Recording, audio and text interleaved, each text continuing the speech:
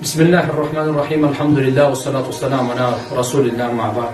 Hormatly musulman bir tugan, ertege barыбыз Allah'ın aldında kıyamet günü barabız. Oşonda her biribizge bir sowapka zar bolobuz. Bir sowapты bizi törөгөн, çoң oytkon apabызга bere alбайбыз. Эң жакшы көргөн балабызга, аялыбызга, атабызга бере албайбыз. Бирок билесизби, ошол bir sowapты siz kimge bu dünýede жана жапкан болсоңуз, ошого бересиз. Кандай чоң өкүнүчтүү, сизди төрөгөн апаңызга бере албаган, көзү чачыраган учурда дозокко баратканда bir сowап берсеңиз бейишке чыгат эле, бирок ал сowапты бере албайсыз ага.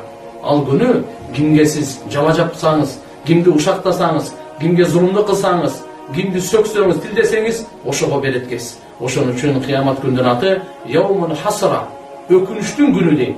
Келиңиздер ошол өкүнүчтүн күнүндөн мурда бүгүн биз кимге жала жапкан болсок, жалган сүйлөгөн болсок, бирөөнүн айбирин ачкан болсок, бирөөнү кордогон болсок, бирөөнү сөккөн болсок, бирөөнү урган болсок, баардыгына тооба кылайлы дагы, ошол укук ээлеринен кечирим сурайлы, жүрөктөрүбүздү таза кылып, Алланын алдына барайлы.